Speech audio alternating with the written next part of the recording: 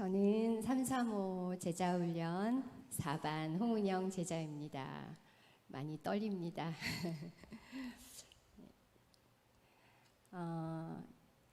제가 또 쓰고 또 지우고 또 한 주간 동안 하나님이 또 기도하게 하셨습니다. 그래서 하나님 앞에 맡기고 그리고 제 삶의 고백으로 그리고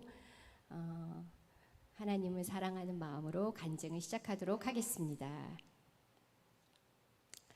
제자훈련 첫 수업 후 삶을 나누는 시간에 저는 목사님과 또 함께 제자로 제 옆에 계신 집사님께 이렇게 뜬금없이 말씀을 드렸습니다. 저는 올해 52세고 그리고 제가 가장 행복함을 느낄 때에 이렇게 목사님께 제자훈련을 받게 되어서 참 좋습니다 라고 고백했습니다. 왜 이런 고백을 했는지 궁금하시죠?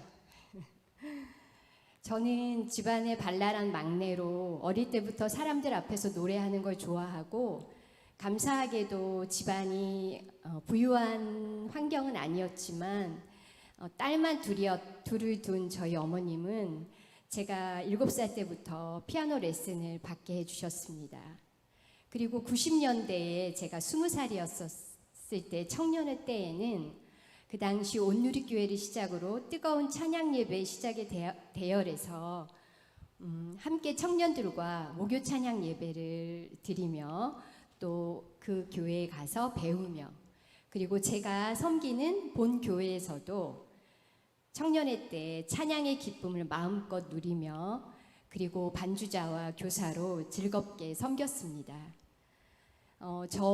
제가 자녀의 때 우리 부모님 세대는 여러분들 부모님 세대시겠죠.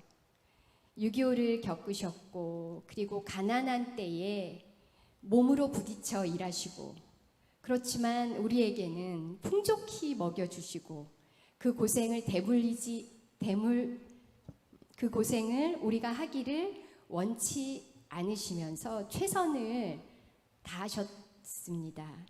그리고 또 믿음으로 우리를 양육시켜 주시고 그리고 저는 너무나 행복하게 지금까지도 우리 시부모님과 그리고 저희 어머님 살아계셔서 너무나 많은 지원을 지금까지도 아끼지 않고 해주시기에 감사하게 지금도 든든한 울타리가 되시고 계시죠. 그리고 어느새 저는 자라서 아내의 때와 그리고 지금 그야말로 어찌할 수 없는 MZ세대의 자녀 아들 둘을 키우는 부모의 때를 살고 있습니다.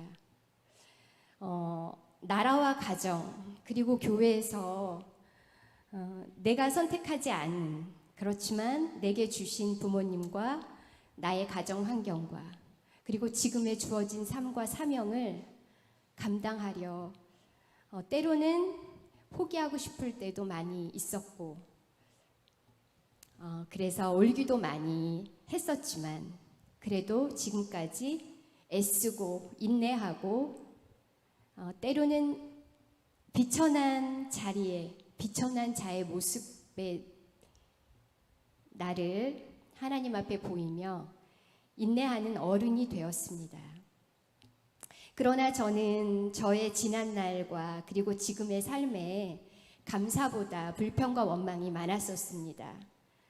많지도 않은 가족의 그리고 남편의 실수와 단점을 저는 잊지 못하고 흘려보내지 못했습니다. 그런데 가장 괴로운 것은 저였습니다. 잊어버리지 못하고 흘려버리지 못하니까 제 마음의 상처만 깊어가고 또 새벽에 하나님 앞에 기도할 때에 하나님 앞에 부르짖고 또 저는 철저히 저의 부족함과 철없음을 인정하지 않았습니다. 그런데 하나님은 묵묵히 아무 말씀도 안 하시고 때로는 창피할 때도 있었지만 저는 울면서 부르짖었던 많은 시간들이 있었는데 하나님은 많은 시간들을 그저 묵묵히 들어주시기만 하셨습니다. 그러고 갑자기 3년 전 우리는 갑작스러운 코로나의 시작과 두려움으로 먼저 마스크로 하나님께서 입을 닫게 하셨습니다. 그때 어떤 마음이 들었냐면 제 입을 닫으시는 것 같았습니다. 그리고 마스크로 또 하나님이 말씀하시는 이제 잠잠하고 기도하고 나를 바라라 라는 말씀을 해 주시는 것 같았습니다. 그리고 그 코로나의 긴 시간을 보내면서 비로소 나는 어리석게도 아버지 은혜와 지켜주심이 없이는 우리는 한순간도 자유로울 수 없고 어릴 때부터 늘 드리던 그 예배의 소중함을 새삼 깨닫게 하셨습니다. 저는 이런 생각을 했습니다. 하나님 왜 하필 우리 세대에 이런 일이 일어날까요? 하나님, 우리 자녀들은 앞으로 어떻게 살아야 할까요? 라는 기도를 철없이 드리기도 했습니다. 그런데 우리 세대를 향한 하나님의 마음과 뜻을 알아가기에 힘쓰고 그리고 그 삶을 뚜벅뚜벅 순종하며 나아갔습니다. 근데 안타깝게도 물질로 어려움을 겪었던 우리 부모님들이 제 부모님이시겠죠. 그런데 이제 좋은 환경이 되자 물질이 우상이 되어서 주님과 멀어지고 그리고 저희 집안에서는 제가 교회에 나가는 것, 새벽 예배에 가는 것을 많이 싫어하시고 그리고 다들 이렇게 말씀하셨습니다. 새벽 예배에 가는 그 시간에 돈을 벌었으면 좋겠어. 이렇게 말씀을 하시면서 저는 또 혼자서 가는 이 길이 너무나 외롭고 그리고 마음이 아팠습니다. 거기에 설상가상으로 내 뜻대로 되지 않는 저의 아들들이 있죠. 군대를 다녀오고 중학생이 되었는데 이제 정말 내 뜻대로 되지 않는 것을 하나님 느끼게 하셨습니다.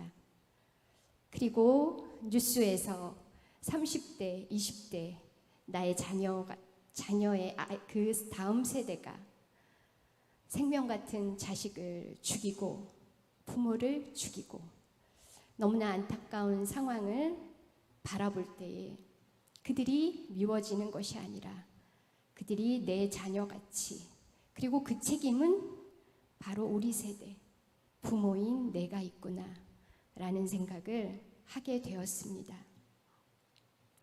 우리는 지금 부모 세대와 자녀 세대의 중심에 있어서 하나님께서 우리에게 원하시는 것이 무엇인지를 저는 기도하며 또 알게 해 주시라고 그렇게 하나님께 기도로 되뇌었습니다.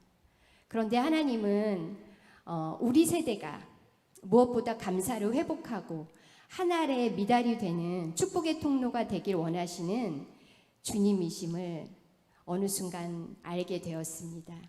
그것이 코로나 때였고 제가 50대 시작이었으니까요.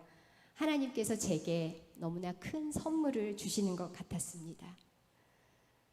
주님 안에서의 은혜의 시간이었고 돌보아 주시는 사랑을 깨닫고 감사가 회복되니까 믿음과 삶을 살아낸 실력이 너무 다른 부끄러운 내 모습 그대로 주님 앞에 나아가 그저 앉아 있었습니다.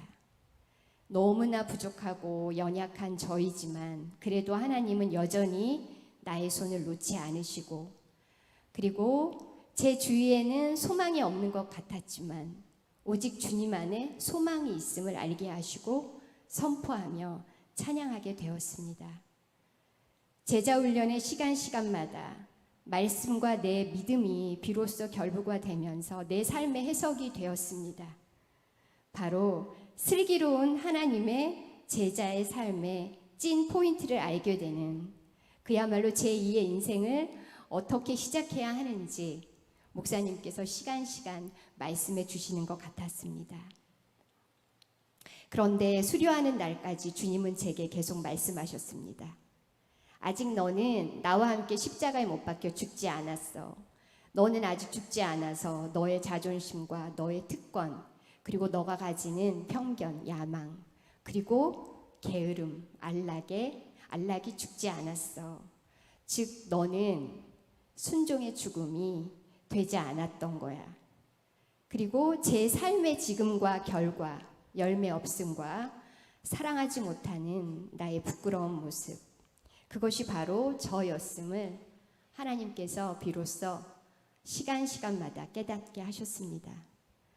주님의 제자가 되는 것은 주님께 더 가까이 나아가는, 그리고 시간마다 제 삶과 믿음의 경주를 더 흔들림 없이 더 가장 중요한 것은 기쁨으로 감당할 수 있어야 함을 목사님의 말씀을 통하여 깨닫게 되었습니다. 그리고 저를 이끄는 그 말씀, 내가 그리스도와 함께 십자가에 못 박혔으니 그런즉 이제는 내가 사는 것이 아니요 오직 내 안에 그리스도께서 사시는 것이라. 이제 내가 육체 가운데 사는 것은 나를 사랑하사 나를 위하여 자기 자신을 버리신 하나님의 아들이 믿는 믿음 안에서 사는 것이라. 갈라디아서 2장 20절의 말씀으로 주님 안에서 주님과 함께 기쁨으로 나아가기를 결단하게 되었습니다. 제자 훈련 시간 부족한 그리고 연약한 우리를 위해 기도해 주시고 늘 이해해 주시고 무엇보다 쏙쏙 눈높이 수업으로 아름다운 제자로의 삶을 이끌어 주신 담임 목사님과, 그리고 결혼 준비에 바쁜 날이었으나 늘 사랑스러운 미소로 제 짝꿍이 되어진 우리 유진 집사님께도 이 자리를 빌어 감사와 사랑의 마음을 전합니다. 끝으로 여기까지 살게 하시고 그리고 포기하지 않게 하시고 늘 한결같이 손잡아 주시는 하나님께 이 모든 영광을 돌립니다. 아멘.